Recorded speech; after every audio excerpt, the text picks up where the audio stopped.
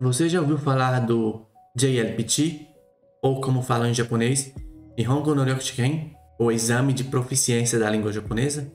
Então hoje a gente vai falar um pouco sobre esse exame. Será que ele é realmente importante? Será que ele funciona da maneira correta? Será que a gente tem que estudar japonês seguindo o JLPT? Então nesse vídeo a gente vai falar sobre esse assunto.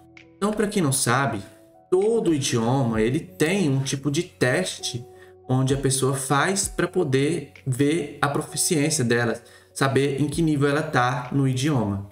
E o JLPT é o exame japonês. E ele funciona diferente de outros idiomas, que tem um nível, tipo nível 1, nível 2, nível 3.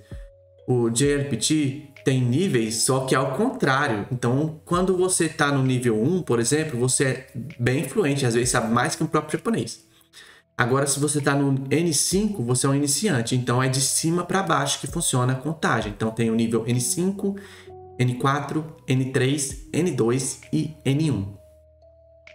Então, esse exame, ele funciona, ele acontece cerca de 1 ou 2 vezes no ano, dependendo da localidade.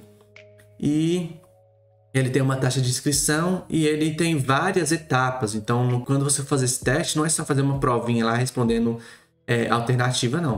O exame, ele, na verdade, ele é separado em 3 sessões, né? Que é a ortografia e o vocabulário, compreensão auditiva e a compreensão de texto e gramática. Então, essas são as 3 sessões do JLPT. Então, são 5 níveis, né? Cada ano você vai poder se matricular e tentar fazer a prova de um nível. Se você passar de um, você pode ir para o outro. Você não precisa ter que fazer o N5 para fazer o N4. Você pode, por exemplo, pular de um para o outro. É só você fazer. Na hora que você se inscrever e pagar a taxa lá, que varia entre 130 e 150 reais, alguma coisa assim, aí você vai escolher o nível que você quer fazer. Então, é basicamente assim que funciona o teste do JLPT. E o JLPT está dividido.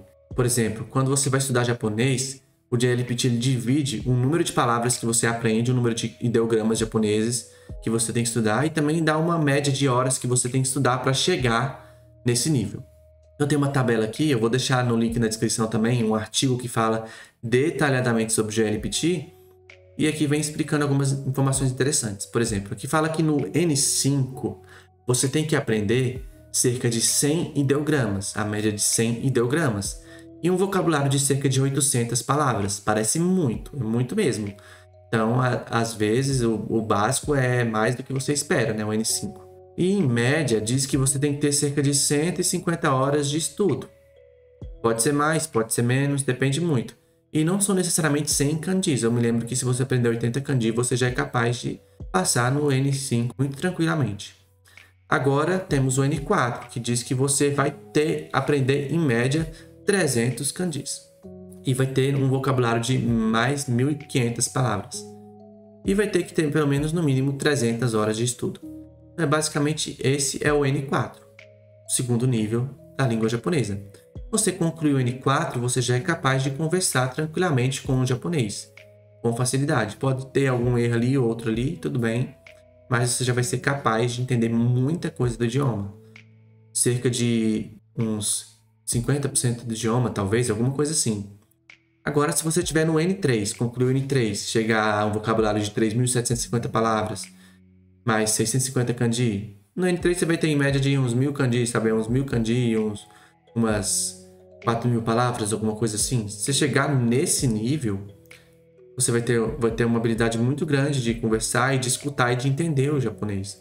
Então, estima-se que você tenha que ter no mínimo 450 horas de estudo só do N3, é claro, né? Então, são mais ou menos 500 horas de estudo, são mais de anos estudando. E, assim, eu já considero o N3 meio que uma fluência do idioma japonês. Então, você vai ser capaz de conversar, vai ser capaz de fazer muita coisa se você souber o N3. A maioria dos cursos online de japonês, aqueles que custam 2.000 reais, alguma coisa assim, eles tentam te levar entre o N4 e o N3. Então, basicamente, o N3 é mais ou menos isso. E será que é importante seguir esse grau, esse nível de JLPT? É os japoneses que fizeram esse teste. Então, na cabeça deles, eles têm uma noção do que você deve ou não saber, de qual kanji que você deve ou não aprender. E nas escolas japonesas, eles seguem meio que essa base também. Mas não, eles não seguem o JLPT.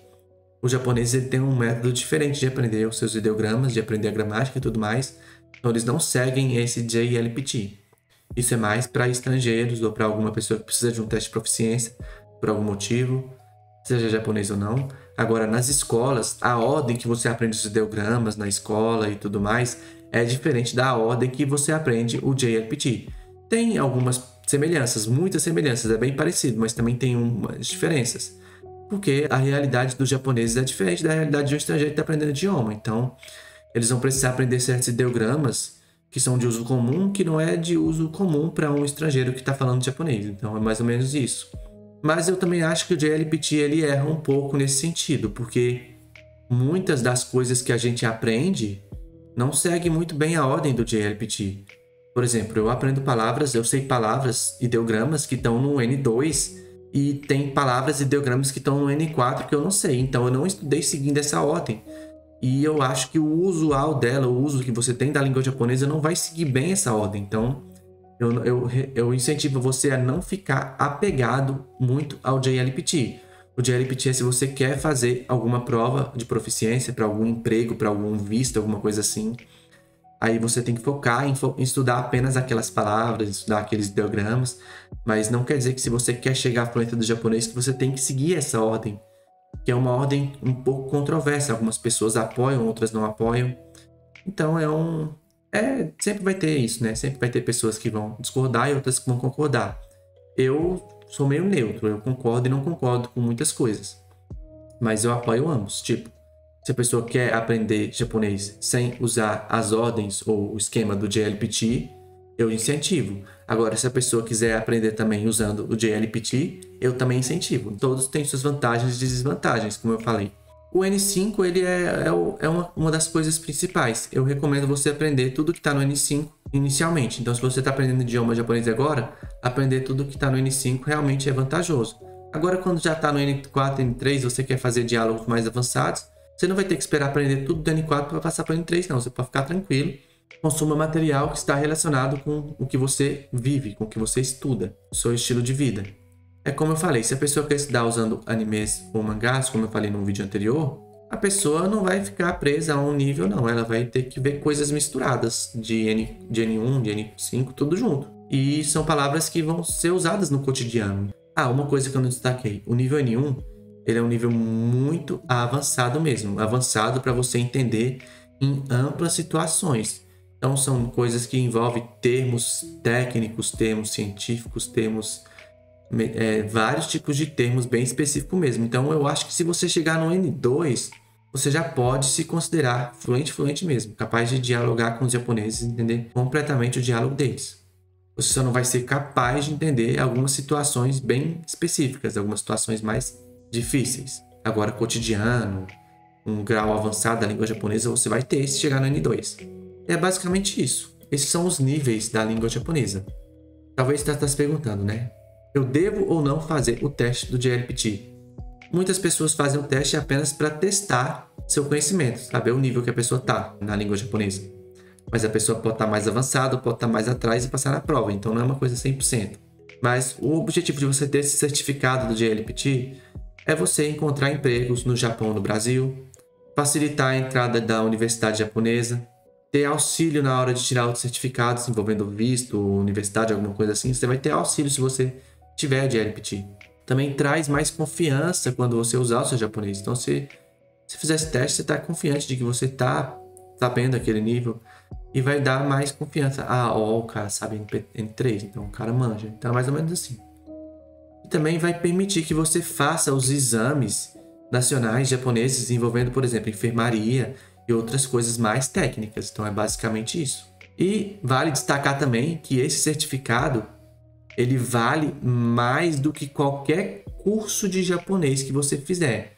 Você pode fazer um curso lá de 100, 200 horas, ganhar um certificado lá. Esse negócio de certificado é pura balela. Esse certificado não vale nada. Eu já cansei de contar quantos cursos técnicos de informática que eu fiz, até de programação, e terminei, concluí e não lembro nada do que eu fiz.